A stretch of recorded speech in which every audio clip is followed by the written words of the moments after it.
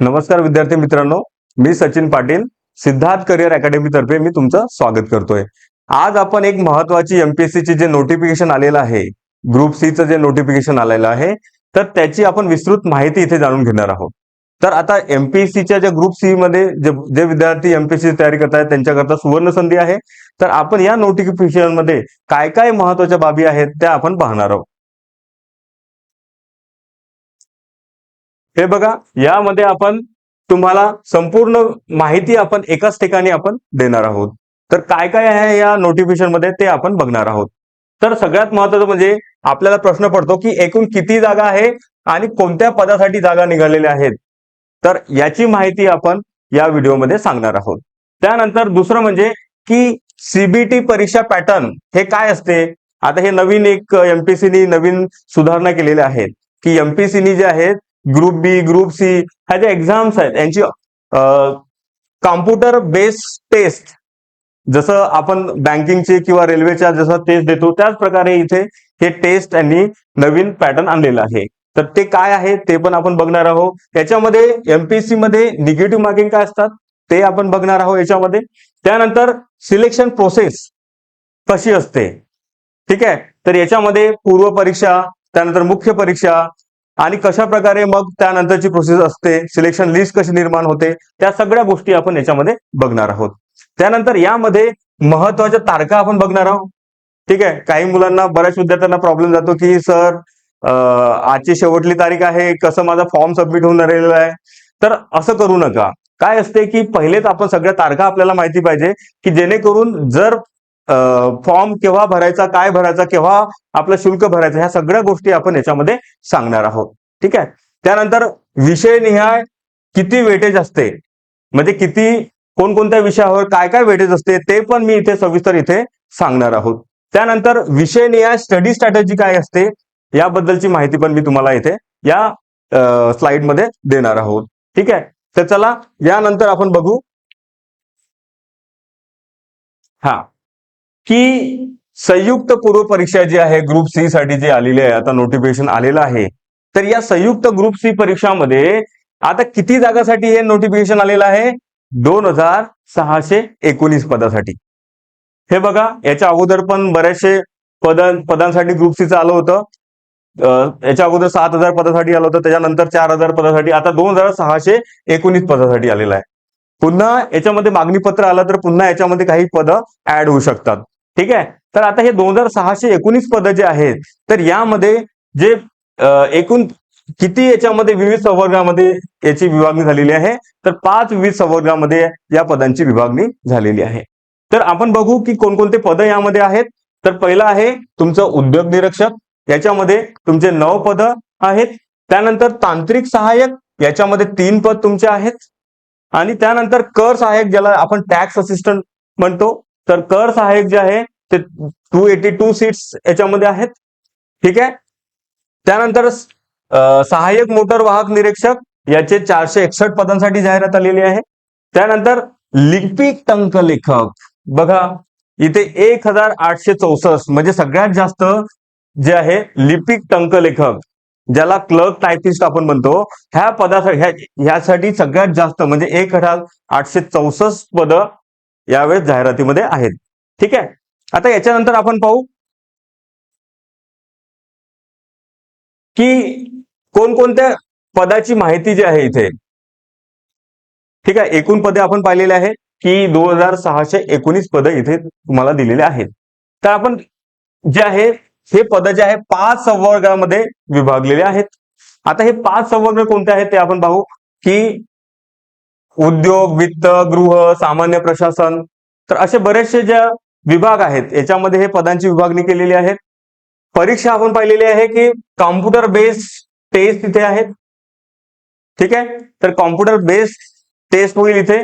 त्यानंतर तर बघा विद्यार्थी मित्रांनो की 27 जून जे आहे अर्ज सुरू होण्याची तारीख, अर्ज सुरू झालेला आहे 27 जून पासून, ठीक आहे। त्यानंतर हे तारीख खूप महत्वाची आहे, 17 जुलै, की 17 जुलै जे आहे याची अंतिम तारीख आहे, ठीक आहे। आणि जे आहे 12 वाजेच्या अगोदरपर्यंत, ठीक आहे।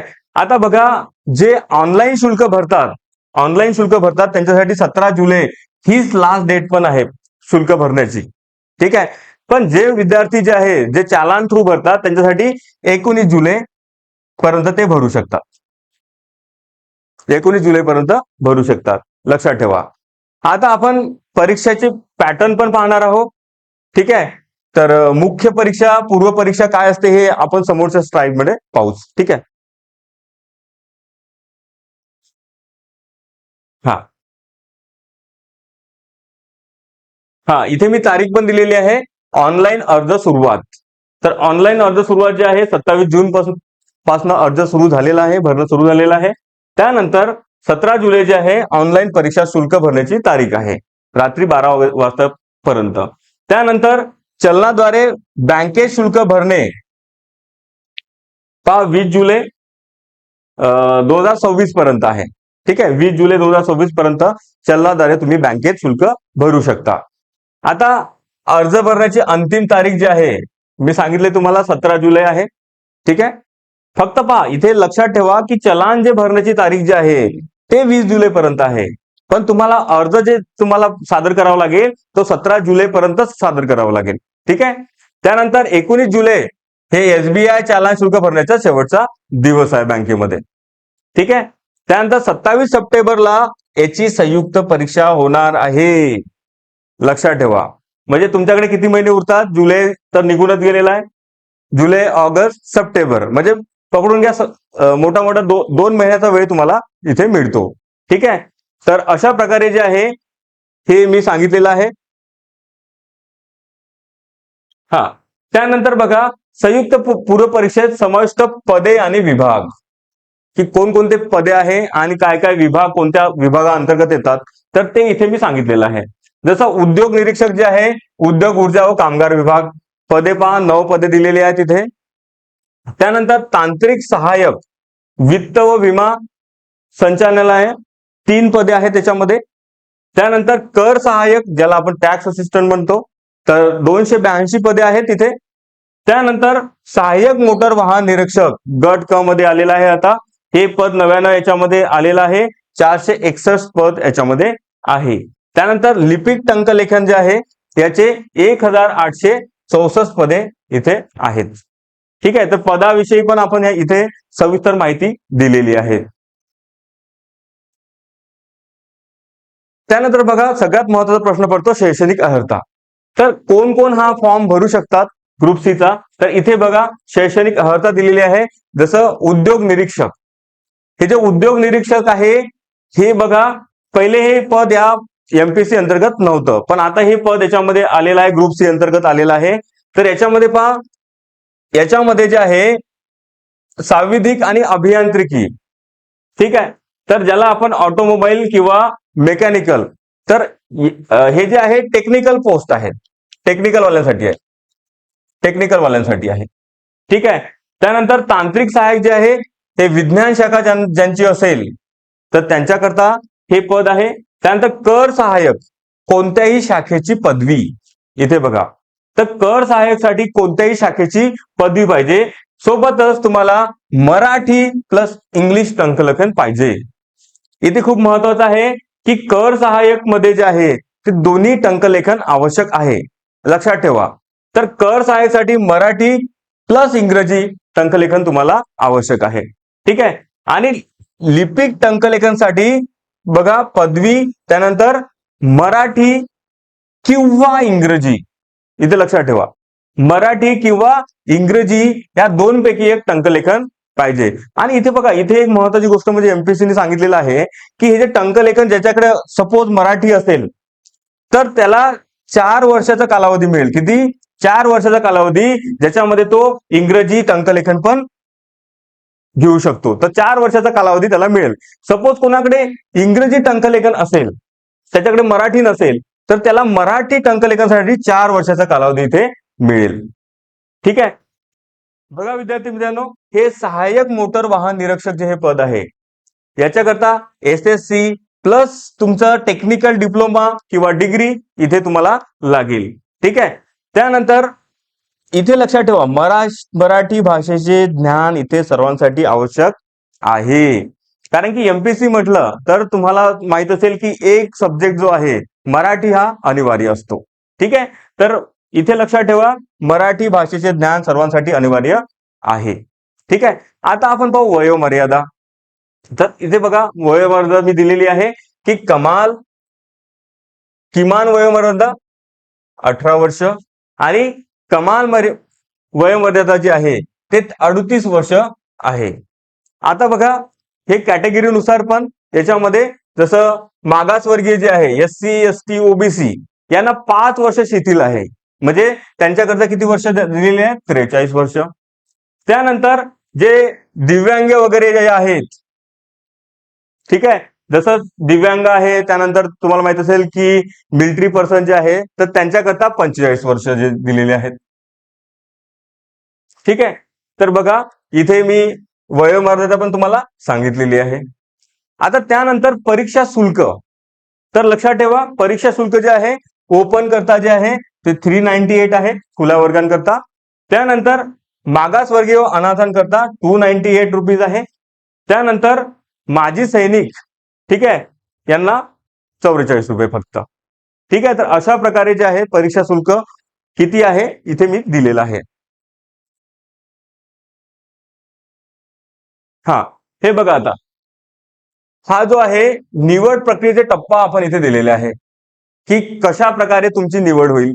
आता तुम्ही एमपीसीची एक्झाम जे प्रिपेअर करत आहे ग्रुप सी ची, तर त्यांना माहिती पाहिजे की आपल्याला कशा कशा पद्धतीने कोणत्या कोणत्या एक्झामची तयारी करायची, कोणकोणत्या स्टेजेसची तयारी करायची आहे.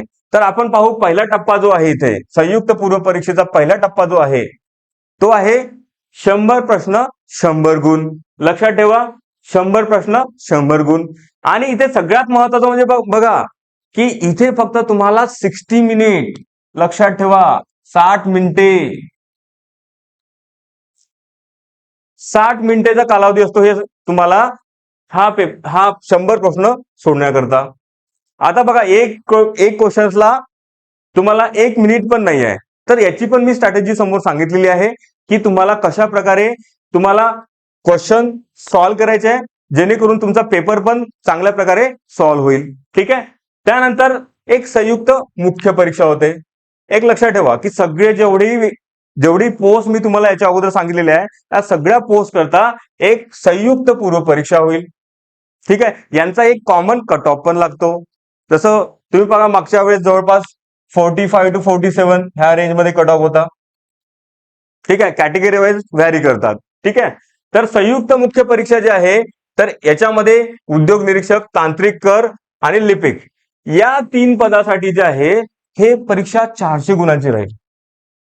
म्हणजे याच्यामध्ये बघा की 200 क्वेश्चन तुमचे राहील आणि 400 मार्क्सची ही एक्झाम्स राहील.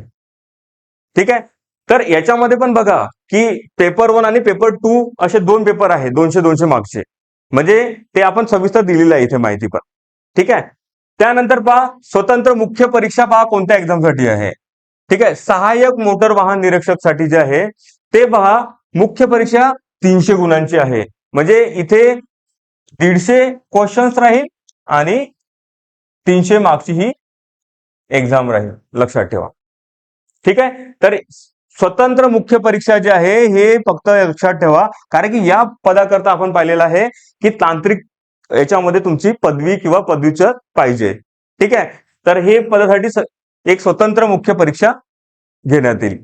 त्यानंतर तुम्हाला माहित असेल त्यानंतर कागदपत्र तपासणी.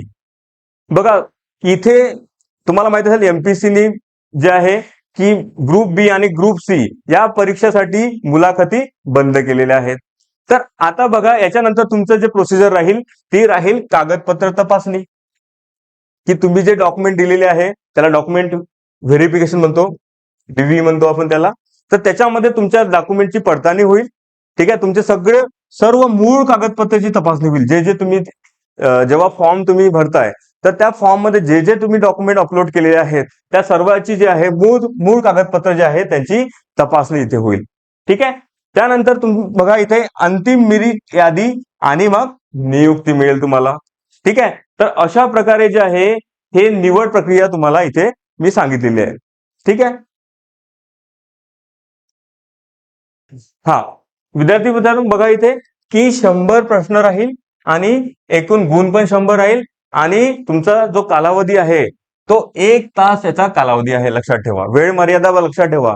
मी जाणून बुजून वेळ मर्यादावर इथे हे केलेलं आहे की बघा 1 तासाच्या आतमध्ये म्हणजे 60 मिनिटांमध्ये तुम्हाला 100 प्रश्न सोडवायचे आहेत इथे.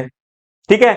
आता ही जी टेस्ट राहील कॉम्प्युटर बेस्ड टेस्ट राहील म्हणजे सीबीटी ज्याला आपण म्हणतो. म्हणजे बघा पूर्व परीक्षा जी आहे सर्व पद जेवढे पण आपण पाहिलेले आहे त्या सर्व पदांसाठी एकच जे आहे ते कट ऑफ लागतो. सर्व पदांकरता एकच कट ऑफ लागतो. ठीक आहे. त्यानंतर बघा निगेटिव्ह मार्किंग हे सगळ्यात महत्वाचं आहे की निगेटिव्ह मार्किंग किती दिलेली आहे इथे 1/4 ज्याला आपण 0.25 म्हणतो. 0.25 म्हणजे एक क्वेश्चन जर तुमचा चुकला तर तुमचे 0.25 मार्क्स काय होईल वजा करण्यात येईल. ठीक आहे. तर बघा इथे 1/4 जे आहे ते गुण वजा होईल. त्यानंतर प्रत्येक बरोबर उत्तरासाठी 1 गुण तुम्हाला मिळेल. जसं मी सांगितलेलं आहे इथे सांगितलेलं आहे की एकूण 100 प्रश्न आणि 100 गुण दिलेले आहेत. ठीक आहे. त्यानंतर सर्व प्रश्न जे आहे ऑब्जेक्टिव्ह एमसीक्यू स्वरूपाचे. ठीक आहे. वैकल्पिक स्वरूपाचे जे आहे सगळे प्रश्न राहील. म्हणजे प्रत्येक प्रश्नाला 4 तुम्हाला पर्याय देण्यात येईल आणि 4 पर्यायापैकी तुम्हाला योग्य उत्तर द्यावं लागेल. तर बघा विद्यार्थी मित्रांनो की हे जे आहे इथे नॉर्मलायझेशन पद्धतीने ते जे आहे तुमचे गुण निश्चित करण्यात येईल. ठीक आहे. त्यानंतर बघा इथे जे आहे उत्तर काय जे आहे आन्सर की जे आहे परीक्षेनंतर एमपीएससी आपल्या वेबसाईटवर जाहीर करेल. आणि एक लक्षात ठेवा की जे पण कॉम्प्युटर बेस्ड टेस्ट जे एक्झाम आहे तर सर्व शिफ्टच्या एक्झाम झाल्यानंतरच हे जे आहे आन्सर की जे आहे ते डिक्लेअर करेल एमपीएससी. नाहीतर तुम्ही म्हणाल की सर माझी शिफ्ट झाली आणि लवकरच आन्सर की आली पाहिजे असं होणार नाही. सगळ्या शिफ्टचे एक्झाम झाल्यानंतरच आन्सर की डिस्क्लोज करण्यात येईल. ठीक आहे. चला आता बघा ही जे पूर्व परीक्षा आहे त्याच्याबद्दल मी सविस्तर माहिती दिलेली आहे तुम्हाला की आपल्याला माहिती पाहिजे की एमपीएससीच्या एक्झामची आता जे बरेचसे नवीन विद्यार्थी आहे तर त्यांना सुद्धा ह्या गोष्टी माहिती पाहिजे. कारण की ज्या एक्झामची आपण तयारी करतो त्या एक्झाम बद्दल आपल्याला कोणकोणत्या विषयावर फोकस करायचा आहे, कोणते विषय महत्वाचे आहे, तर ह्या सगळ्या गोष्टीची इथे मी माहिती दिलेली आहे. तर बघा पूर्व परीक्षा जी आहे 100 प्रश्न 100 गुण. ठीक आहे. आता बघा आता विषयानुसार मी इथे एक अप्रॉक्सिमेटली इथे दिलेलं आहे की 8 ते 10 क्वेश्चन. जसं अर्थशास्त्र विषयावर मी सांगितलेलं इथे 8 ते 10 प्रश्न इथे विचारतात. होऊ शकतात बघा एमपीएससी कधी कधी 10 ते 12 विचारू शकतात, 15 विचारू शकतात. पण एक मी ऍव्हरेज इथे सांगितलेलं आहे की 8 ते 10 प्रश्न अर्थशास्त्र या विषयावर विचारतात. त्यानंतर बघा सामान्य ज्ञान चालू घडामोडी. सामान्य ज्ञान आणि चालू घडामोडी जवळपास 15 ते 20 क्वेश्चन मी अप्रॉक्सिमेटली इथे सांगितलेलं आहे. पण 15 ते 20 क्वेश्चन या विषयावर विचारतात. भूगोल विषयावर जे आहे जवळपास 8 ते 10 प्रश्न त्याच्यापेक्षा पण जास्त विचारू शकतात. कारण की एमपीएससी काय करतं की कधी कधी भूगोलवर जास्त विचारून घेईल, कधी कधी अर्थशास्त्रावर जास्त विचारून घेईल, कधी राज्यघटनावर जास्त विचारून घेईल. तर ते व्हॅरी करतं. पण मी अप्रॉक्सिमेटली इथे सांगत आहो की या विषयांवर अशा प्रकारे एक प्रश्न विचारले जातात. ठीक आहे. तर विज्ञान तंत्रज्ञान बघा 12 ते 15 आहे. राज्यघटना सगळ्यात महत्वाचा आहे 10 ते 12. मागच्या वेळेस पण तुम्हाला माहिती आहे जवळपास 15 प्रश्न विचारलेले होते. इतिहास नागरिकशास्त्र या विषयावर पण जवळपास 10 ते 12 प्रश्न विचारतात. तर बघा याची आपण सविस्तर माहिती पण दिलेली आहे.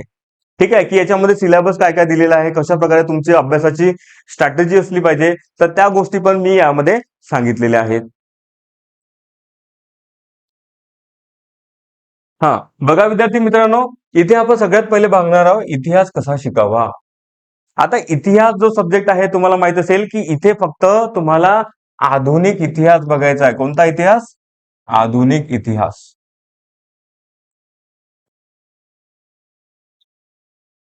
आधुनिक इतिहास इथे आपल्याला बघायचा आहे. तर मी काही इथे बघा इथे इतिहासाबद्दल जे महत्वाचे मुद्दे इथे दिलेले आहेत आणि आपल्याला इतिहास या विषयाची अभ्यासाची स्ट्रॅटेजी काय असायला पाहिजे ते पण मी इथे दिलेलं आहे. तर बघा सगळ्यात पहिले आपण बघू की इथे जे आहे इतिहासाचा कसा आपण शिकावा याबद्दल मी माहिती दिलेली आहे. इथे बघा जसं तुमचा महत्वाचा विषय जो चालू होतो इतिहास, तो आहे 1857 चा 1857चा उठाव. तुम्ही बघितलं असेल की प्रत्येक वर्षी 1857च्या उठावावर एक ना एक क्वेश्चन राहतो. तर 1857च्या उठावापासून जे आहे आपल्याला बघायचं आहे. त्यानंतर बघा की स्वातंत्र्य चळवळ, बघा याच्यामध्ये बघा की आपल्याला बघायचं आहे की 1905 पासनं, तुम्हाला माहित असेल 1905 मध्ये खूप मोठी घटना घडलेली आहे की बंगालची फाळणी झालेली होती आणि तिथूनच तुम्हाला माहित असेल की जहालवाद, तुम्ही हे शिकाल इतिहासामध्ये, ह्या सर्व गोष्टी तुम्ही शिकाल की जहालवाद आणि मवाळवाद काय असतो. तर जहालवादीचे लाल बाल पाल जे होते, तर तिथनं आपला इतिहास जो आहे आधुनिक इतिहास सगळ्यात महत्वाचा होऊन जातो. म्हणजे 1905 ते 1947 पर्यंतचा जो इतिहास आहे तो सर्वात महत्वाचा आहे. आणि या इतिहासामध्ये पण बघा हे जे स्वातंत्र्य चळवळ आहे, हे जे स्वातंत्र्य चळवळ आहे इथे महात्मा गांधीपासनं, महात्मा गांधी इथनं जे आहे सर्वात महत्वाची चळवळ होऊन जाते ही.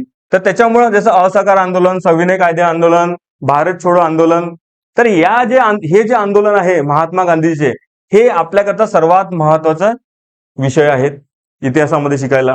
तर हे सगळ्यात महत्वाचे मुद्दे आहेत जे आपण बघणार आहोत. त्यानंतर महाराष्ट्राचा इतिहास. आता महाराष्ट्राचा इतिहास म्हटलं म्हणजे सगळ्यात महत्वाचं असते मराठा साम्राज्य. आणि याच्यामध्ये बघा आपण शिवाजी महाराजापासनं सगळ्या गोष्टी आपण शिकणार आहोत. शिवाजी महाराज आले, शिवाजी महाराजांचे वंशज आपण पाहणार आहोत. त्यानंतर पेशवेशाही चालू झालेली आहे. ठीक आहे, बाळाजी विश्वनाथ पासून पेशवेशाही चालू झालेली आहे. तर पहिल्या पेशव्यापासून तर शेवटले जे पेशवे जे होते, तर बघा विद्यार्थी मित्रांनो, महाराष्ट्राचा इतिहास जो आहे तो खूप महत्वाचा आहे. याच्यामध्ये आपण मराठा साम्राज्य हे सर्वात महत्वाचं आहे आणि याच्यामध्ये जे आहे शिवाजी महाराजापासून आपण सर्व हिस्ट्री बघणार आहोत. शिवाजी महाराज आणि त्यांचे वंशज आपण बघणार आहोत. त्यानंतर पेशवेशाही महाराष्ट्रामध्ये आली, तर पेशवेशाही आपण पहिल्या पेशव्यापासून ते शेवटल्या पेशव्यापर्यंत सर्व महत्वाच्या घडामोडी पेशवेशाहीमध्ये झालेल्या त्या सगळ्या आपण बघणार आहोत. त्यानंतर बघा सामाजिक सुधारक, हा पण खूप महत्वाचा टॉपिक आहे इतिहासामधला. म्हणजे जवळपास 3 ते 4 क्वेश्चन जे आहे तुमचे हे सामाजिक सुधारक याच्यावर असतात. आणि या सामाजिक सुधारक मध्ये पण सर्वात महत्वाचे जे समाज सुधारक आहे याच्यामध्ये तुमचे महात्मा ज्योतिराव फुले, डॉक्टर आंबेडकर, त्यानंतर सर्वात महत्वाचे पुन्हा येतात शाहू महाराज, शाहू महाराज, त्यानंतर रानडे, आगरकर, तिलक, हे काही जे समाज सुधारक आहे, महत्वाचे समाज सुधारक आहे, असे बरेचसे समाज सुधारक आपण याच्यामध्ये पाहणार आहोत. फक्त मी तुम्हाला काही महत्वाचे पॉइंट इथे सांगत आहोत, ते आपण आपल्या लेक्चर्स मध्ये सर्व डिटेल मध्ये आपण बघू. ठीक आहे. हा बघा विद्यार्थी मित्रांनो, तर आपण स्वातंत्र्योत्तर भारत जो आहे याच्यामध्ये राज्य घटना निर्मिती ही प्रक्रिया आपण याच्यामध्ये बघणार आहोत की आपल्या संविधानाची निर्मिती कशी झाली, त्यानंतर कोणकोणत्या समिती याच्यामध्ये कार्यरत होत्या, कोणकोणत्या समितीचं याच्यात काय काय कार्य होतं, ह्या सगळ्या गोष्टी याच्यामध्ये आपण बघणार आहोत. ठीक आहे. आता बघा हे जे आपण बघितलेला इतिहास कसा शिकावा, यामध्ये आपण स्ट्रॅटेजी पण सांगितलेली आहे की आपल्या अभ्यासाची स्ट्रॅटेजी काय असायला पाहिजे. तर याच्यामध्ये आपण पाहिलेलं आहे बघा की याच्यामध्ये एनसीईआरटी किंवा स्टेट बोर्ड यांचे बुक तुम्हाला वाचावं लागेल. 6वी ते 12वी इथे मी दिलेला आहे. याच्यावर सविस्तर आपण एक पुन्हा व्हिडिओ बनवू ज्याच्यामध्ये आपण अभ्यास कसा करायचा यावर सविस्तर माहिती याच्यामध्ये आपण देऊ. त्यानंतर तुम्हाला टाइम टेबल बनवावं लागेल याच्यामध्ये, म्हणजे आपल्या परीक्षेच्या तारखा तुम्हाला माहिती पाहिजे, कारण की त्यामुळे काय होतात की आपल्याला कोणकोणत्या वेळामध्ये कसा कसा अभ्यास करायचा याची स्ट्रॅटेजी आपल्याला मिळते. हा बघा विद्यार्थी मित्रांनो, मागील 5 वर्षाचे एमसीक्यूज आपल्याला कमीत कमी सॉल्व्ह करावं लागेल. ठीक आहे. त्यानंतर याच्यामध्ये महाराष्ट्राच्या इतिहासावर जास्तीत जास्त आपल्याला भर द्यावा लागेल. मी तुम्हाला सांगितलेलं आहे की जर जवळपास 10 ते 12 प्रश्न जर इतिहासावर विचारत असेल तर जवळपास 6 ते 7 प्रश्न जे आहे ते तुम्हाला महाराष्ट्राच्या इतिहासावर विचारतात. ठीक आहे. म्हणून महाराष्ट्राचा इतिहास सर्वात जास्त महत्वाचा होऊन जातो. त्यानंतर याच्यामध्ये आपल्याला जसं नोट्स मध्ये आपल्याला काढावं लागेल मॅप्स कशा बनवायचे, मॅप्स कोणतं साम्राज्य कोणत्या दिशेला होतं मॅप्स मध्ये आपल्याला दिसेल, चार्ट, हे तुमचा कसा अभ्यास जो आहे तो सोयीस्कर करतात ह्या सगळ्या गोष्टी. त्यानंतर रोज किमान एवढे प्रश्न तुम्हाला सॉल्व्ह करत जावं लागेल. MCQs, ज्याच्यामुळे काय होते की तुमचे जे प्रश्नाची चांगली प्रॅक्टिस पण होते आणि दुसरं तुमच्या चुका कमी होत जातात. ठीक आहे, तर अशा प्रकारे मी स्ट्रॅटेजी पण इथे तुम्हाला सांगितलेली आहे. त्यानंतर बघा पॉलिटीचा कसा अभ्यास करायचा, ज्याला आपण राज्य व्यवस्था म्हणतो. तर याच्यामध्ये बघा की राज्य व्यवस्था जी आहे याच्यामध्ये सर्वात महत्वाचा भाग म्हणजे मूलभूत हक्क. तुम्ही दरवर्षी बघा तर MPSC मध्ये मूलभूत हक्क जे आहे याच्यावर एक ना एक प्रश्न तुम्हाला दिसतो. ठीक आहे, तर मूलभूत हक्क सर्वात महत्वाचे आहे. तसं तर तुम्हाला जे संविधान निर्मिती प्रक्रिया ते पण आपल्याला पाहायचं आहे की कोणकोणत्या देशापासून आपण कोणत्या कोणत्या गोष्टी घेतलेल्या आहेत, आपलं संविधान निर्माण कसं झालं ते पण बघायचं आहे. त्याचबरोबर तुम्हाला राज्य कोणकोणते नवीन राज्य निर्माण झालेले आहे तुम्हाला माहित असेल की भाग 1 जो आहे कलम 1 ते 4 हे पण आपल्याला बघायचं आहे. याच्यामध्ये राज्य व केंद्रशासित प्रदेशाविषयी माहिती दिलेली आहे. तर थोडंफार माहिती पाहिजे तुम्हाला की जसं आता रिसेंटली कोणतं नवीन राज्य निर्माण झालं असेल किंवा केंद्रशासित प्रदेश निर्माण झाले असेल तर त्याच्याविषयी माहिती तुम्हाला याच्यामध्ये माहिती पाहिजे. ठीक आहे, त्यानंतर मूलभूत हक्क सर्वात जास्त महत्वाचा आहे. 12 ते 35 मध्ये दिलेला आहे. भाग 3 मध्ये हे तुम्हाला दिलेलं आहे. त्यानंतर राज्य विधिमंडळ हा पण सर्वात महत्वाचा विषय आहे. हे बघा मी इथे फक्त काही मुख्य मुद्दे इथे दिलेले आहे. तुम्ही जर सिद्धार्थ करिअर अकॅडमीच्या युट्यूब चॅनलमध्ये जाल तर त्याच्यामध्ये मी पूर्ण सविस्तर राज्यघटनेविषयी सिलेबस डिस्कस केलेला आहे. तर तुम्ही तिथून पण पूर्ण सिलेबसची माहिती घेऊ शकता. ठीक आहे, त्यानंतर न्याय व्यवस्था महत्वाची आहे. याच्यामध्ये सर्वोच्च न्यायालय, उच्च न्यायालय आणि कनिष्ठ न्यायालय याविषयी सगळी माहिती याच्यामध्ये हे अभ्यासाची आहे तुम्हाला. त्यानंतर बघा निवडणूक प्रक्रिया आपल्याला पाहायची आहे, महत्वाचा टॉपिक आहे. याच्यामध्ये आपण इलेक्शन कमिशन ऑफ इंडिया, आचारसंहिता, EVM, मतदार याद्या या सगळ्या गोष्टीचे आपण इथे अभ्यास करायचा आहे. ठीक आहे, तर त्यानंतर संसद हा पण खूप महत्वाचा टॉपिक आहे. याच्यामध्ये लोकसभा, राज्यसभा, तर याच्याविषयी रचना, कार्यपद्धती या सगळ्या गोष्टी पाहणार. मी इथे फक्त संक्षिप्त प्रकारे दिलेला आहे सिलेबस, पण आपण याच्याविषयी माहिती जी आहे डिटेलमध्ये बघणार आहोत. त्यानंतर केंद्र राज्य संबंध आपल्याला बघायचा याच्यामध्ये, सेंट्रल स्टेट रिलेशन आपण त्याला म्हणतो. त्यानंतर स्थानिक स्वराज्य संस्थेबद्दल हे सगळ्यात महत्वाचा टॉपिक आहे तुमच्यासाठी. स्थानिक स्वराज्य संस्था हा सर्वात महत्वाचा राज्य शासनामध्ये तुम्हाला विषय आहे. याच्यामध्ये कसं की तुम्हाला 73वी 74वी घटना दुरुस्ती जी आहे तुम्हाला माहिती असेल की 73वी घटना दुरुस्ती जी आहे ते पंचायती राजसाठी आहे, ज्याच्यामध्ये आपल्याला जिल्हा परिषद, पंचायत समिती आणि ग्रामपंचायत पाहायचं आहे.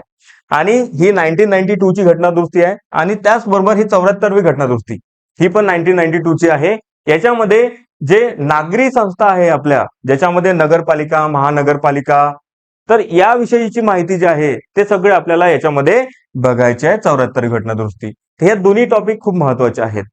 त्यानंतर याच्यामध्ये महत्वाच्या घटना दुरुस्त्या, ठीक आहे, जसं तुम्हाला माहित असेल की आतापर्यंत 106 घटना दुरुस्ती झालेल्या आहेत. 106वी घटना दुरुस्ती आता रिसेंटली 2024 मध्ये झालेली आहे, ज्याच्यामध्ये तुम्हाला माहित असेल की महिलांना जे आहे लोकसभा आणि विधानसभामध्ये किती % आरक्षण, 33% आरक्षण देण्यात आलेलं आहे. राज्यसभा आणि विधान परिषदेमध्ये नाही, लक्षात ठेवा. तर अशा बऱ्याचशा महत्वाच्या घटना दुरुस्ती, हे तर 42वी तुम्हाला माहितच पाहिजे. याला मिनी संविधान म्हणतात, मिनी कॉन्स्टिट्यूशन म्हणतात. 42वी 1976 ला झालेली होती. ठीक आहे, तर अशा महत्वाच्या घटना दुरुस्ती आपल्याला बघायच्या याच्यामध्ये. ठीक आहे, तर हे झालं आपलं राज्यशास्त्र. त्यानंतर बघा भूगोल. भूगोल कसा शिकायचा, तर बघा भूगोलमध्ये आपल्याला पाहायचं आहे सगळ्यात महत्वाचं म्हणजे महाराष्ट्राचा भूगोल. ठीक आहे, आता हे जे महाराष्ट्राचं भूगोल जे आहे याच्यामध्ये बघा आपल्याला सर्व प्राकृतिक माहिती आपल्याला महाराष्ट्राविषयी बघायची आहे. जसं आपल्याला पर्वत बघायचा आहे, महाराष्ट्राचे पर्वत तुम्हाला ते ट्रिक माहितच असेल, कसा आम्ही हसतो है ना, कळसुबाई, साल्लेर, महाबळेश्वर. ठीक आहे, तर कसा आम्ही हसतो तुम्हाला माहितच आहे. त्यानंतर इथे नद्या, महाराष्ट्रातील नदी प्रणाली, तर तुम्हाला माहित असेल की आपल्या महाराष्ट्रामध्ये महत्वाच्या नदी प्रणाली आहे, गोदावरी असो, भीमा असो, कृष्णा असो, तापी नदी असो. तर त्या महत्वाच्या नदी प्रणाली आपल्याला माहिती पाहिजे. ठीक आहे, इव्हन तुम्हाला मुख्य परीक्षेकरता खूप बारीक सुरीक नद्यांचे नावं विचारतात त्याच्यामध्ये, तर ते पण आपण बघू. इथे मी बऱ्याचशा ट्रिक्स तुम्हाला पण सांगेल, पूर्ण नद्या ज्या आहे ते पूर्ण ट्रिक्स नुसार शिकवेल. जसं एक ट्रिक तुम्हाला माहित असेल की दिया अकेले डोंगर को चली. तुम्ही इंद्रावती नदी बघितली असेल, जे गडचिरोलीची आग्नेय सीमा बनवते आणि गोदावरीला मिळते. तर दिया म्हणजे बांदिया, अकिरा, डोंगरी आणि कोठरी. बघा, म्हणजे तुम्हाला काहीच रटायची गरज नाही. हा एमपीएससी मध्ये कंबाईन मध्ये मागच्याच वेळेस प्रश्न विचारलेला आहे. तर अशा बऱ्याचशा ज्या नद्या आहेत त्या सगळ्या आपण ट्रिकनुसार शिकणार आहोत. ठीक आहे, लक्षात ठेवा. तर महाराष्ट्राच्या नद्यावर एक प्रश्न तर राहतोच राहतो. ठीक आहे. त्यानंतर जे आहे महाराष्ट्राचे जे आहे आपण बघणार आहोत की हवामान कसं आहे महाराष्ट्राचं, त्यानंतर कृषी कशी आहे, त्यानंतर जमीन मृदा ज्याला आपण म्हणतो मृदा कशी आहे, ह्या सगळ्या गोष्टी आपल्याला बघायच्या आहे. ठीक आहे. त्यानंतर महाराष्ट्राचे जे लोकसंख्या आहे ते आपल्याला बघायचं याच्यामध्ये. इथे आपण भारताचा भूगोल सुद्धा बघणार आहोत आणि भारताच्या भूगोलमध्ये पण जसं आपल्याला नद्या, पर्वत, डोंगर रांगा, ज्या छोट्या मोठ्या डोंगर रांगा आहे त्या सगळ्या आपल्याला इथे अभ्यासाच्या आहेत. त्यानंतर जे आहे याच्यामध्ये आपल्याला हवामान, पाऊस, मृदा ह्या सगळ्या गोष्टी याच्यामध्ये आपल्याला बघायच्या आहेत. तर ते आपण याच्यामध्ये बघू. त्यानंतर स्टडी टिप्स आपण इथे दिलेले आहेत. तर जिओग्राफीचा अभ्यास करायचा सगळ्यात महत्वाचं असते नकाशा. तर तुम्हाला नकाशा वारंवार बघत राहाल तर तुम्हाला बऱ्याचशा लोकेशन तुम्हाला माहित होईल. ठीक आहे. त्यानंतर एनसीईआरटी किंवा जे स्टेट बुकचे बुक जे आहे ते तुम्हाला वाचावं लागेल. ठीक आहे. हे तुम्हाला माहिती पाहिजे. क्षेत्रफळ, लोकसंख्या, हवामान पट्टे हे तुम्हाला लक्षात ठेवावं लागेल. त्यानंतर आर्थिक भूगोलामध्ये तुम्हाला शेती, खनिज, उद्योग हे सगळ्या गोष्टी आपल्याला अभ्यासाच्या आहे. त्यानंतर भूगोलामध्ये पुन्हा जसं महाद्वीप, महासागर, डोंगर रांगा ह्या सगळ्या गोष्टी याच्यामध्ये तुम्हाला अभ्यासाच्या आहे. ठीक आहे. तर भूगोलाविषयी आपण माहिती बघितलेली आहे. त्यानंतर बघा, हा जे विज्ञान व सामान्य ज्ञान ज्याला आपण करंट अफेअर्स म्हणतो, तर current science and current affairs ज्याला म्हणतो आपण, तर त्याच्यामध्ये आपल्याला काय काय बघायचं आहे. तर भौतिकशास्त्र, ठीक आहे, याच्यामध्ये गती, बल, ऊर्जा, प्रकाश, वीज याविषयी माहिती इथे आपल्याला बघायची आहे. रसायनशास्त्रामध्ये मूलद्रव्य, आम्ल, क्षार, धातू, अधातू याविषयी माहिती बघायची आहे. जीवशास्त्रामध्ये पेशी, पोषण, मानवी संरचना रचना याविषयी माहिती बघायची आहे. अंतराळ विज्ञान हे बघा, हे करंट अफेअर्सचा पण पार्ट आहे. तर इस्रो, ठीक आहे, चंद्रयान, त्यानंतर सॅटेलाइट कोणकोणते आपण सोडलेले आहेत तर ते आपल्याला बघायचे आहेत. पर्यावरण हा खूप महत्वाचा सब्जेक्ट आहे. याच्यामध्ये जवळपास 3 ते 4 प्रश्न विचारतात, कारण की पर्यावरण खूप महत्वाचं आहे. तर हे पण तुम्हाला माहिती पाहिजे. तर प्रदूषण कसं होत आहे, हवामान बदल कसे होत आहे, जैवविविधतेत काय बदल होत आहे, या सगळ्या गोष्टी याच्यामध्ये आपल्याला बघायच्या आहेत. ठीक आहे. तर याच्यासाठी आपल्याला काय काय वाचायचं आहे ते पण आपण बघून घेऊ. की जसं तुम्हाला सायन्ससाठी तुम्हाला एनसीईआरटी किंवा स्टेट बोर्डचे बुक जे आहेत 6वी ते 10वी ते वाचायचे आहे. त्यानंतर सामान्य ज्ञान, चालू घडामोडी, त्याच्यामध्ये आपल्याला काय करायचं आहे की महाराष्ट्र राष्ट्रीय ज्या चालू घडामोडी होतात तर ते आपल्याला रोज बघायचे आहे. जसं तुम्ही त्यासाठी जसं लोकसत्ता किंवा इंडियन एक्सप्रेस जे आहे ते न्यूजपेपर तुम्ही फॉलो करू शकता. त्यानंतर याच्यामध्ये जसं पुरस्कार, नेमणुका, क्रीडा क्षेत्रामध्ये जे महत्वाचे काही अवॉर्ड भेटलेले असेल किंवा मग काही जसं इंडियाने कोणत्या खेळामध्ये जर प्रावीण्य मिळवलं असेल तर ते सगळं आपल्याला इथे बघायचं आहे. त्यानंतर बघा, आंतरराष्ट्रीय घटना ज्या झालेल्या आहेत, शिखर परिषदा झालेल्या आहेत, जसं तुम्हाला माहिती असेल G20 असो, G7 असो, एशियान असो, ब्रिक्स असो, तर अशा बऱ्याचशा आंतरराष्ट्रीय ज्या घटना आहेत त्या आपल्याला इथे बघायच्या आहेत. त्यानंतर पहा, संरक्षणमध्ये जसं नवीन शस्त्रे, संघटना, करार खूप वेळा विचारतात की हा शस्त्र संधी कोणकोणत्या देशासोबत झालेली आहे किंवा कोणत्या देशासोबत कोणत्या प्रकारचे करार आपल्याला झालेले आहेत ते सगळं आपल्याला बघायचं आहे. ठीक आहे. त्यानंतर हे खूप महत्वाचं आहे, याच्यावर खूप वेळा क्वेश्चन विचारतात की केंद्र शासन आणि राज्य शासनाच्या ज्या पण योजना आहे तुम्ही बघाल तर 2 ते 3 क्वेश्चन ह्या योजनेवरच करंट अफेअर्स मध्ये विचारतात. तर हे जे योजना ज्या आहे ह्या तुम्हाला विचारतात, त्याच्या नवीन घोषणा जे होतात ते तुम्हाला विचारतात.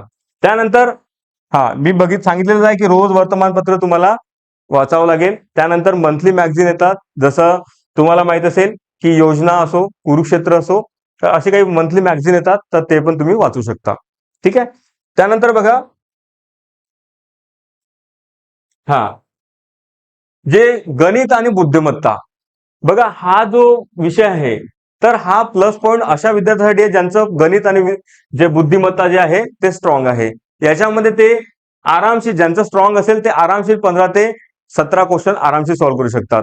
कारण की याच्यामध्ये जे बँकिंग एसएससी रेल्वेची ती लेवल नसते, त्यापेक्षा कमी लेवल असते. तर ते आपण बघू. याच्यामध्ये जसं 20 प्रश्न तुम्हाला विचारतात, म्हणजे तुमचे 80 प्रश्न जे आहे ते सामान्य अध्ययनावर आहे आणि 20 प्रश्न जे आहे ते गणित आणि बुद्धिमत्तेवर आहे. आता याच्यामध्ये बघा की सगळे जसं काही काही महत्वाचे टॉपिक याच्यात दिलेले आहेत, जसं टक्केवारी असो, ज्याला आपण पर्सेंटेज म्हणतो, ठीक आहे. त्यानंतर सरासरी असो, है ना, वेळ, काम, अंतर, त्यानंतर डेटा इंटरप्रिटेशन. तर असे बरेचसे जे आहे ते तुम्हाला याच्यामध्ये आपल्याला बघायचे आहेत. गुणोत्तर प्रमाण असो, नफा तोटा असो, ठीक आहे. त्यानंतर बुद्धिमत्ता चाचणी, हे पण महत्वाचे आहे. आणि एक लक्षात ठेवा की बुद्धिमत्ता चाचणी जी आहे याच्यामध्ये तुम्ही चांगले मार्क्स घेऊ शकता, कारण की हे थोडी सोपी असते. तर याच्यामध्ये जवळपास 10 प्रश्न विचारतात आणि याच्यामध्ये तुम्हाला ह्या सगळ्या गोष्टी तुम्हाला शिकायच्या आहेत. ठीक आहे. तर हे सगळं आपल्याला जे आहे गणित आणि बुद्धिमत्ता याच्यामध्ये 20 प्रश्न तुम्हाला विचारतात, लक्षात ठेवा. हा, आता हे सगळ्यात महत्वाचं आहे की आपण ज्या परीक्षेची तयारी करत आहोत, तर त्याकरता आपल्याला स्ट्रॅटेजी कशी असावी. इथे मी जस्ट एक 90 दिवसाची अभ्यास योजना मी सांगितलेली आहे, कारण की तुमच्या एक्झामला 90 पेक्षाही कमी दिवस आहे. पण तरी मी इथे एक 90 दिवसाची एक मोठी मोठी योजना इथे सांगितलेली आहे. फक्त तुम्हाला जे आहे याच्यामध्ये तुमच्या हिशोबाने बदल करायचा आहे. ठीक आहे. तर बघा इथे मी सांगितलेलं आहे, जसं पहिला महिना जो आहे तुमचा, पहिला महिना याच्यामध्ये तुम्हाला जे आहे जे महत्वाचे बुक्स जे आहे, जे शाळेचे बुक जे आहे ते तुम्हाला वाचायचे आहे, की जेणेकरून तुमचं जे आहे फाउंडेशन चांगलं होईल, तुमचं जे आहे जे कन्सेप्ट चांगल्या होईल. याच्यामध्ये तुम्हाला इतिहास, भूगोल, त्यानंतर राज्यशास्त्र, ठीक आहे, त्यानंतर अर्थशास्त्र, आणि याच्यावर आपण सविस्तर आपण एक पुन्हा व्हिडिओ बनवणार आहोत की कशा प्रकारे आपल्याला अभ्यासाची स्ट्रॅटेजी करायची आणि कोणकोणते बुक्स आपल्याला वाचायचे आहे. तर या सगळ्यासाठी तुम्हाला पहिले एनसीईआरटी बुक्स किंवा मग शाळेचे बुक्स तुम्हाला वाचायचे आहेत. त्यानंतर प्रतिदिन 4 ते 5 तास अभ्यास, ठीक आहे, कमीत कमी सांगितलेलं आहे मी इथे. ठीक आहे, नाही तर पकडाल की सर तुम्ही तर 4 ते 5 म्हटलं, पण कमीत कमी इथे सांगितलेलं आहे 4 ते 5 तास. ठीक आहे, तेव्हा तुमची 90 दिवसाचा जो अभ्यास आहे ते योजना पूर्ण होऊ शकते. ठीक आहे, नाही तर तुम्ही म्हणाल की सर 90 दिवसात जे आहे ते कशी पूर्ण होईल. तर 4 ते 5 प्रतिदिन तुम्हाला अभ्यास करणं जरुरी आहे. ठीक आहे. त्यानंतर बघा फेज 2 मध्ये जो दुसरा महिना तुमचा येतो, ऑगस्ट महिना, तर याच्यामध्ये तुम्हाला जे आहे ते विषयनिहाय कमीत कमी 100 प्लस प्रश्न तुम्हाला सॉल्व्ह करायचे आहे. आणि एक बघा की तुम्हाला जनरली मागील प्रश्नपत्रिका जे आहे ते पहिले सोडवा. त्यानंतर मग जसं बरेचसे जे प्रश्नपत्रिका असतात, जे विषयानुसार बरेचसे प्रश्न देतात, तर त्याचे पण प्रश्न तुम्ही सोडवू शकता. त्यानंतर हे महत्वाचं आहे की नोट्स तयार करणे करंट अफेअर्सच्या. ठीक आहे, जर तुम्ही रेग्युलर जर न्यूजपेपर फॉलो केला असेल तर त्याचे नोट्स बनतात, किंवा मग काही मॅगझिन असतात जे महिन्यानुसार ते करंट अफेअर्सचे नोट्स देतात. ठीक आहे. त्यानंतर बघा फेज 3 मध्ये तुमचा जो तिसरा महिना जो आहे, तर त्यामध्ये तुम्हाला संपूर्ण रिव्हिजन करायचं आहे, ज्या विषयाची तुम्ही इथे अभ्यास केलेला आहे पहिल्या महिन्यामध्ये. ठीक आहे, आणि त्याची पूर्ण तुम्हाला रिव्हिजन करायची आहे इथे. सोबतच तुम्हाला मॉक टेस्ट, आणि एक लक्षात ठेवा सहसा जे आहे ते जसं एमपीसीची मॉक टेस्ट होते त्या प्रकारे संपूर्ण विषयावर एक मॉक टेस्ट, अशा मॉक टेस्ट तुम्ही द्यायचे आहेत इथे. म्हणजे तुम्हाला कळलं तर पाहिजे की माझं 1 तासामध्ये 60 मिनिटांमध्ये किती प्रश्न सॉल्व्ह होतात. जसं आम्ही इथे सिद्धार्थ करिअर अकॅडमीमध्ये पण आम्ही सेम जसं एमपीसीची एक्झाम होते त्याच प्रकारे आम्ही इथे एक्झाम कंडक्ट करू. सेम तेवढाच वेळ राहील आणि त्याच प्रकारे पूर्ण पॅटर्न राहील. तर तेव्हाच कळेल ना तुम्हाला की माझे किती क्वेश्चन सॉल्व्ह होतात. कारण की एक लक्षात ठेवा की जर कट ऑफ जर पकडून घ्या मॅक्झिमम 50 किंवा 55 मध्ये जर जात असेल, तर तुम्हाला याकरता किती प्रश्न सॉल्व्ह करावे लागेल, जवळपास मिनिमम 80 क्वेश्चन और 85-90 तुम्ही सॉल्व्ह करू शकता. तेव्हा तुमचा कट ऑफ जो आहे तो 50-55 पर्यंत येईल. कारण की तुमचे निगेटिव्ह मध्ये पण बरेचसे प्रश्न जाईल. तर त्याच्यामुळे तुम्हाला जे आहे ते जास्तीत जास्त प्रश्न तुम्हाला सॉल्व्ह करायचे पण आहे. ठीक आहे. तर ते पण मी तुम्हाला सांगेल. ठीक आहे. त्यानंतर जे आहे मी सांगितलं तुम्हाला की एक लक्षात ठेवा, तिसऱ्या महिन्यामध्ये जे जास्त वीक एरियाज आहे त्याच्यावर लक्ष द्या की कोणता आपला वीक एरिया आहे, तर त्याला थोडाफार स्ट्रॉंग करण्याचा प्रयत्न करा. ठीक आहे. आणि टाइम मॅनेजमेंट मी सांगितलं तुम्हाला, टाइम मॅनेजमेंट तुम्हाला 60 मिनिटांमध्ये 100 प्रश्न सॉल्व्ह करायचे आहे. म्हणजे एका प्रश्नाला तुम्हाला 1 मिनिट पण नाही आहे. ठीक आहे. तर लक्षात ठेवा.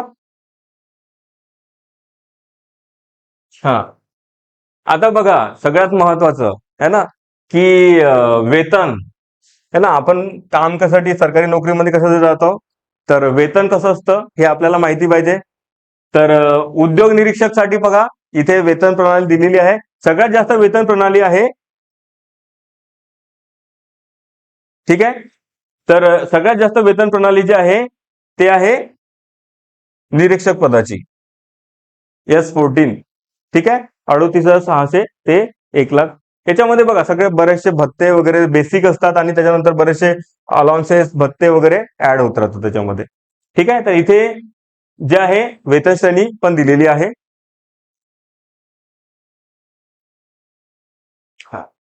हा, त्यानंतर बघा इथे आपल्याला बघायचं आहे की आपण ऑनलाईन अर्ज कसा करावा. खूप साऱ्या विद्यार्थ्यांना काय असतात की नेट कॅफेमध्ये जातात आणि फॉर्म भरून घेत असतात. आता नेट कॅफेला काय गरज असते, त्यांना काय घेणं नसते तुमच्या करिअरशी. ठीक आहे. म्हणून जो फॉर्म जो आहे, ऑनलाईन अर्ज जो आहे तो नेहमी जो आहे तो व्यवस्थितपणे भरायचा. जर तुम्हाला या फॉर्म मध्ये भरण्यामध्ये काही अडचण येत असेल तर तुम्ही डायरेक्टली आम्हाला कॉन्टॅक्ट करू शकता, किंवा तुम्ही डायरेक्टली जर जे नागपूरची मुलं असेल ते डायरेक्टली सिद्धार्थ करिअर अकॅडमीला येऊन भेट देऊ शकतात. इथे त्यांचा फॉर्म पण भरून दिला जाईल. ठीक आहे. तर इथे बघा तुम्हाला पहिले तर नोंदणी करावी लागेल. आता बऱ्याचशा विद्यार्थ्यांची नोंदणी झालेली आहे, पण जे नवीन विद्यार्थी आहे त्यांना नोंदणी करावी लागेल. त्यानंतर तुम्हाला केवायसी याच्यामध्ये करावी लागेल, कंपल्सरी आहे. ठीक आहे. त्यानंतर अर्ज भरावा लागेल, त्याची माहिती तुम्हाला अचूक भरावी लागेल. ठीक आहे. एक लक्षात ठेवा, चूक झाला दुरुस्ती नाही. ठीक आहे. तर लक्षात ठेवा, भरताना काळजीपूर्वक अर्ज भरायचा आहे. ठीक आहे. त्यानंतर कागदपत्र अपलोड करा, जे तुमचे बेसिक कागदपत्र असतात, जसं फोटो, सिग्नेचर. त्यानंतर जे मागासवर्गीय आहे त्यांचे कास्ट सर्टिफिकेट असो. त्यानंतर डोमेसाईल सगळ्यात महत्वाचं आहे, कारण की एमपीएससीचं जे आहे एक्झाम द्यायची असेल तर डोमेसाईल महत्वाचं असते. ठीक आहे. त्यानंतर परीक्षा शुल्क भरावं लागेल, ते आपण पाहू. परीक्षा शुल्क जे आहे तुम्हाला डेबिट किंवा क्रेडिट कार्ड, नेट बँकिंग किंवा SBI चलान, म्हणजे हे 3च पर्याय उपलब्ध आहे. जसं तुम्ही बघा की बऱ्याचशा याच्यामध्ये UPI द्वारे पण करता येतं, पण इथे ती व्यवस्था उपलब्ध नाही आहे. लक्षात ठेवा. तर इथे credit debit card, net banking किंवा मग SBI चलान या थ्रू तुम्ही भरू शकता. ठीक आहे. त्यानंतर अर्ज सबमिट करायचा आहे आणि प्रिंटआउट काढून घ्यायची आहे. तर ही सगळी प्रक्रिया जी आहे याच्यामध्ये जर तुम्हाला काही डिफिकल्टी असेल तर आम्हाला तुम्ही कॉन्टॅक्ट करू शकता. हा, बघा विद्यार्थी मित्रांनो, इथे आवश्यक कागदपत्रे आपल्याला काय काय पाहिजे, तर अर्ज भरण्यापूर्वी ही कागदपत्रे तयार ठेवा तुम्ही. ठीक आहे. तर कोणकोणती कागदपत्रे तयार ठेवा, तर फोटो व स्वाक्षरी खूप महत्वाचं आहे. आणि याच्यामध्ये जे आहे तुम्हाला बघा JPG किंवा PNG या फॉर्मॅटमध्येच पाहिजे तुम्हाला, दुसऱ्या कोणत्याही फॉर्मॅटमध्ये चालणार नाही. तर JPG किंवा PNG फॉर्मॅट. आणि याच्यामध्ये एक पुन्हा महत्वाचं म्हणजे की किमान 40 KB आणि मॅक्झिमम जे आहे ते 500 KB. तर याच्यामध्येच ते असलं पाहिजे. ठीक आहे. खूप साऱ्या विद्यार्थ्यांना जो आहे तर JPG किंवा PNG या फाईलमध्ये हे 40 KB आणि 500 KB सर आमचं होतच नाही अपलोड, फोटोज अपलोड होत नाही. याचा प्रॉब्लेम काय आहे की तुमचा 40 KB किंवा 500 च्या आतमध्ये नसेल तेव्हा तो अपलोड होत नाही आहे. ठीक आहे. हा, बघा विद्यार्थी मित्रांनो, शैक्षणिक प्रमाणपत्र जे आहे ते काय काय पाहिजे तुम्हाला, तर पदवी असो, डिप्लोमा असो, SSC असो, आणि याची पण PDF फॉर्मॅटमध्येच तुम्हाला पाहिजे. ठीक आहे. त्यानंतर दिव्यांग प्रमाणपत्र, जे विद्यार्थी दिव्यांग कॅटेगरीमध्ये फॉर्म भरतात त्यांच्याकरता दिव्यांग प्रमाणपत्र महत्वाचे आहे. ठीक आहे. त्यानंतर माजी सैनिक जे असेल तर त्यांच्याकरता जे आहे त्यांचं डिस्चार्ज सर्टिफिकेट जे आहे ते वगैरे अनिवार्य आहे. ठीक आहे. त्यानंतर पहा, हे महत्वाचं आहे, जे विद्यार्थी कॅटेगरीतून भरतात फॉर्म त्यांच्याकरता जाती वैधता प्रमाणपत्र. ठीक आहे. तर इथे ते तुम्हाला महत्वाचं आहे. त्यानंतर अधिवास प्रमाणपत्र, ज्याला आपण डोमेसाईल म्हणतो, हे महत्वाचंच आहे की एमपीसी साठी जे आहे इथला महाराष्ट्राचा रहिवासी आहे याचं प्रमाणपत्र महत्वाचं आहे. ठीक आहे. त्यानंतर खेळाडू असेल, खेळाडू कॅटेगरीमध्ये जर फॉर्म भरायचा असेल तर खेळाडू प्रमाणपत्र पण तुम्हाला पाहिजे. ठीक आहे. त्यानंतर जे ओबीसी किंवा व्हीजेएनटी आहे यांच्याकरता नॉन क्रिमिलेअर जे प्रमाणपत्र जे आहे ते महत्वाचं आहे. तर इथे मी सांगितलेलं आहे तुम्हाला आवश्यक कागदपत्रे. ठीक आहे. हा, त्यानंतर बघा, परीक्षेत यश मिळवण्यासाठी आपल्याला स्ट्रॅटेजी कशी असावी किंवा काय करावे आणि काय करू नये, हे सगळ्यात महत्वाचा प्रश्न आहे. ठीक आहे. याच्यावर पुन्हा आपण डिटेलमध्ये व्हिडिओ ठेवूच, पण याच्यामध्ये मी थोडंफार सांगितलेलं आहे की आपल्याला काय करायचं आहे आणि काय नाही करायचं. तर काय करायचं आहे आपल्याला, तर इथे बघा की सिलेबस आपल्याला पूर्णपणे कव्हर करायचा आहे. 100% तुमचं सिलेबस कव्हर झालं पाहिजे. आता जे सिलेबस कव्हर नाही होणार त्याच्यावरचा प्रश्न तुमचा असा सुटून जाईल. तर त्याच्यामुळं ऍटलिस्ट आपल्याला काहीतरी माहित असतं, तर सिलेबस तुमचं 100% कव्हर करावं लागेल. ठीक आहे. त्यानंतर रोज जे आहे मॉक टेस्ट द्या, ज्याच्यामुळे काय होईल, तुमचा जो टायमिंग आहे, जसं स्पीड आहे ते वाढेल. ठीक आहे. तर महत्वाचं आहे तुम्हाला मॉक टेस्ट द्या, कारण की तुम्हाला 1 तासामध्ये 100 प्रश्न सॉल्व्ह करायचे आहे, म्हणजे 60 मिनिटांमध्ये 100 प्रश्न सॉल्व्ह करायचे आहे. ठीक आहे. त्यानंतर निगेटिव्ह मार्किंग आहे, मी सांगितलंय तुम्हाला की 1/4 निगेटिव्ह मार्किंग आहे. ठीक आहे.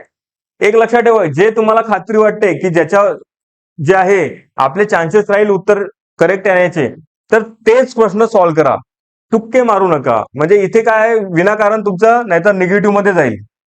तर इथे लक्षात ठेवा, बरेचसे विद्यार्थी काय करतात की नाही, प्रत्येक प्रश्न सॉल्व्ह करायचा प्रयत्न करतात आणि तुक्के मारत जातात. तर इथे तुक्के जर माराल तर तुमचं निगेटिव्ह मार्किंग मध्ये जाईल.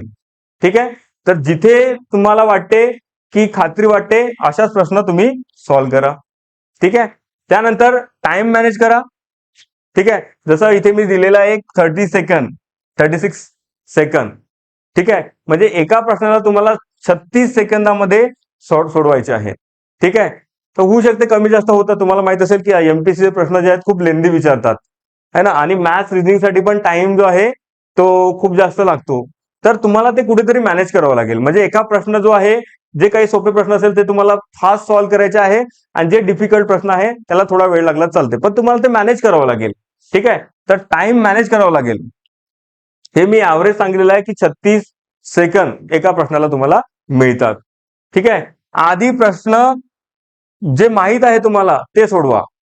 जसं तुम्ही पहा, तुमची जी प्रश्नपत्रिका असते फर्स्ट रीडिंग मध्ये तुम्हाला जे कन्फर्म येतात ते पूर्णपणे सॉल्व्ह करून घ्या, आणि जे दुसरी रीडिंग असते त्याच्यामध्ये जे तुम्हाला वाटते की 50-50 जे आहे, ज्याच्यामध्ये माझा चान्सेस आहे राईट येण्याचे, तर ते सॉल्व्ह करा. ठीक आहे. विनाकारण जे माहित नाही त्याच्यावर तुक्के मारू नका. ठीक आहे. त्यानंतर रोज चालू घडामोडी वाचा, हे महत्वाचं आहे, कारण की चालू घडामोडी जवळपास 10 ते 15 क्वेश्चन याच्यावर विचारतात. तर चालू घडामोडी पण महत्वाचं आहे आणि याच्यामध्ये तुक्के मारू नका, कारण की चालू घडामोडीमध्ये कसं असते की एखाद्या विषयी आपली माहिती कन्फर्म असते तेव्हाच आपण सॉल्व्ह करू शकतो. ठीक आहे. जसं एखाद्याने विचारलं की ह्या पुस्तकाचे लेखक कोणते आहे, आपण जर आपल्याला कन्फर्म माहित असेल तर ते आपण सांगू, नाहीतर मग 4 पैकी 1 जे आहे ते उत्तर मानत जे आहे तुक्का मानस, तिथे तुमचं चुकण्याचे चान्सेस जास्त असतात. लक्षात ठेवा. ठीक आहे. आता हे करू नका, इथे मी सांगितलेलं आहे थोडंफार, जसं गेस करू नका. ठीक आहे, की हे होईल 4 पैकी हे असेल, नाही हे असेल. काही काही लोक असतात की जे त्यांना वाटते की नाही जास्त वेळा एच राईट राहते, नाही जास्त वेळा बीच राईट राहते. असं काही गेसिंग इथे करू नका. लक्षात ठेवा, गेस करू नका इथे, कारण की निगेटिव्ह मार्किंग आहे. ठीक आहे. त्यानंतर एकाच प्रश्नावर जास्त वेळ घालू नका. जसं मी सांगितलेलं आहे, इथे सांगितलेलं आहे की तुम्हाला फक्त 36 सेकंद आहे एक प्रश्न सॉल्व्ह करण्याकरता. ठीक आहे. तर एका प्रश्नावर जास्त वेळ घालू नका. मी सांगितले तुम्हाला की पहिले जे सोपी प्रश्न आहेत ते पहिले सॉल्व्ह करा. ठीक आहे. त्यानंतर कारण की काय होतं की तुम्ही जर सोपी पहिले सॉल्व्ह करत गेले तर तुम्ही शेवटीपर्यंत पोहोचाल, नाहीतर काय होईल की जे शेवटी असं होऊ शकते की सोपी प्रश्न बरेचसे सोपी शेवटी असेल तर ते तुमचे सुटून जाईल. म्हणून बघा की पहिले सोपी सॉल्व्ह करा, नंतर मग सेकंड रिडिंग मध्ये जे आहे तुम्ही मग डिफिकल्ट वर जाऊ शकता. ठीक आहे. हा, हे तर सगळ्यात महत्वाचं आहे आता, कारण की प्रत्येक घरी मोबाईल आहे, सोशल मीडिया आहे, तर सोशल मीडियावर वेळ घालू नका. ठीक आहे. हे सांगायची गरज नाही तुम्हाला. देन परीक्षेच्या आधी नवीन विषय सुरू करू नका. ठीक आहे. की जे तुम्ही वाचलेलं आहे, मी सांगितलंय तुम्हाला की शेवटच्या दिवसामध्ये तुम्हाला फक्त आणि फक्त रिव्हिजन करायचं आहे आणि जास्तीत जास्त टेस्ट सॉल्व्ह करायचे आहे. ठीक आहे, तर त्याच्या अगोदर नवीन विषय तुम्ही सुरू करू नका. ठीक आहे, त्यानंतर तणाव घेऊ नका, सगळ्यात महत्वाचं असते है ना. नाहीतर काही काही लोकांना रात्रभर झोप लागत नाही, परीक्षा आहे तर त्याच्या स्ट्रेसमध्ये आणि दुसऱ्या दिवशी झोप चांगली होत नाही, त्याच्यामुळे परीक्षेमध्ये पण सुद्धा त्यांचं कॉन्सन्ट्रेशन होत नाही किंवा मग बऱ्याचशा सिली मिस्टेक्स होतात. ठीक आहे, सर मी 10 प्रश्नाचे उत्तर जे आहे ते दुसऱ्या याच्यात लिहून ठेवले, गोले भरताना चुका केल्या, म्हणजे असे बरेचसे प्रश्न इथे बरेचशा चुका होतात. म्हणून तणाव घेऊ नका, लक्षात ठेवा. ठीक आहे, त्यानंतर रात्री जागून अभ्यास टाळा, है ना. झोप पण महत्वाची आहे, है ना. झोप होईल तेव्हा तुमचा स्ट्रेस कमी होईल आणि तुमचं माइंड चांगल्या प्रकारे काम करेल. ठीक आहे, तर ह्या सगळ्या गोष्टी तुम्हाला टाळायच्या आहेत. ठीक आहे, हा बघा, अभ्यासासाठी काही उपयुक्त संसाधने मी सांगितलेली आहे. तर इथे तुम्हाला माहित असेल की हे एमपीएससीची वेबसाईट आहे, ऑफिशियल वेबसाईट. तर याच्यावर जे पण माहिती असते ते ऑथेंटिक असते, ते तुम्हाला फॉलो करायचे आहे. त्यानंतर एमपीएससी मध्येच तुम्हाला जे आहे मॉक टेस्ट पण अवेलेबल करून देणार आहेत. तर त्या मॉक टेस्ट पण तुम्ही याच्यापासून सॉल्व्ह करू शकता. त्यानंतर सगळ्यात महत्वाचं म्हणजे तुम्हाला मागील प्रश्नपत्रिका ज्या आहेत त्या अभ्यासाच्या आहे. कारण की काय असतात, ते तुम्हाला डायरेक्शन देतात की कशा प्रकारे एमपीएससीचा पॅटर्न चेंज होत आहे, कशा प्रकारे प्रश्न विचारत आहे, त्यांची लेवल कशी येत आहे. तर त्या सगळ्या गोष्टी ज्या आहेत ते मागील प्रश्नपत्रिका पण सगळ्यात महत्वाच्या आहे. त्यानंतर ऑनलाईन अर्ज ह्या पोर्टलवर करायचा आहे तुम्हाला. ठीक आहे, mpsconline.gov.in वर करायचं आहे. ठीक आहे, त्यानंतर सर्व अभ्यासक्रमाचा पीडीएफ तुम्हाला इथे मिळेल एमपीएससी वेबसाईटवर, की तुम्हाला कोणकोणता अभ्यासक्रम आहे, कशा प्रकारे जे आहे, कोणत्या कोणत्या याला किती वेटेज आहे, सगळ्या गोष्टी इथे मिळेल. तर एक्झाम आणि सिलेबस जे आहे ते एमपीएससीच्या वेबसाईटवर तुम्हाला मिळेल. ठीक आहे, आणि लक्षात ठेवा, परीक्षा वेळापत्रक तुम्ही नेहमी जे आहे एमपीएससी साईटवर व्हिजिट करत राहा, ज्याच्यावर तुम्हाला नेहमी नोटिफिकेशन येत राहतात. काही नवीन जसं एक्झाम कॅलेंडर आहे, तर कोणकोणती एक्झाम वर्षामध्ये, कोणकोणत्या एक्झाम कोणत्या वेळेस होणार आहे, ते या सगळ्याची माहिती याच्यावर असते. तर तुम्हाला ह्या गोष्टी तुम्हाला फॉलो करावं लागेल. तसं तुम्ही सिद्धार्थ करिअर अकॅडमीचं जे युट्यूब चॅनल असो किंवा मग टेलिग्राम चॅनल असो, याच्यावर तुम्ही फॉलो करा. त्याच्यावर तुम्हाला संपूर्ण एक्झामची माहिती मिळेल, वेळापत्रकाची पण माहिती मिळेल. हा, तर एक लक्षात ठेवा, हे काही मंत्र आहे तुमच्यासाठी, जे एमपीएससी ग्रुप सी साठी जे मेहनत करत आहेत त्या विद्यार्थ्याकरता एक काही मंत्र आहे. जसं मेहनत करा, नेहमी सराव करा, यश नक्की मिळेल तुम्हाला. ठीक आहे, जो मेहनत करतो त्यालाच यश नक्की मिळतो. म्हणजे तुम्हाला मेहनत करावंच लागेल, तेव्हाच तुम्हाला यश मिळेल. ठीक आहे, स्वप्न बघा, झटा आणि यश मिळवा, है ना. स्वप्न तर सगळेच बघतात, है ना, पण त्यासाठी झटणं पण महत्वाचं आहे, तेव्हाच तुम्हाला यश मिळेल. ठीक आहे, एक दिवस नाही, आजच सुरुवात करा. नाहीतर काय होतंय की नाही, नाही उद्यापासून चालू करू आणि माहिती नाही तो उद्या केव्हा येतो. ठीक आहे, तर असं नाही व्हायला पाहिजे की जेव्हा विचार केला की नाही मला अभ्यास चालू करायचा, त्या दिवसापासूनच तुमची ऍक्टिव्हिटी चालू व्हायला पाहिजे. ऍटलीस्ट सिलेबस बघा, त्यानंतर पेपर सेट बघा थोडेसे, त्यानंतर मग हळूहळू अभ्यास चालू करा. म्हणजे तुम्हाला तुमचा प्रत्येक दिवस महत्वाचा आहे, लक्षात ठेवा. इथून दिवस पण खूप कमी राहिलेले आहेत. ठीक आहे, तर हे लक्षात ठेवा. तुम्ही सिद्धार्थ करिअर अकॅडमी जे आहे याच्यावर तुम्हाला जे आहे सगळ्या एक्झामची सगळी माहिती मिळेल. तुम्ही सिद्धार्थ करिअर अकॅडमीला सबस्क्राईब करा, त्यानंतर लाईक करा, शेअर करा आणि बेल आयकॉन पण तुम्ही दाबू शकता. तर यामध्ये तुम्हाला बघा की सिद्धार्थ करिअर अकॅडमीमध्ये ग्रुप सी साठी एक नवीन आम्ही बॅच लॉन्च करत आहोत, जे फास्ट ट्रॅक बॅच राहील, ज्याच्यामध्ये तुम्हाला पूर्ण सिलेबस कव्हर करण्यात येईल. त्यानंतर पूर्ण एक्झामची टेस्ट सिरीज याच्यामध्ये उपलब्ध करून देण्यात येईल.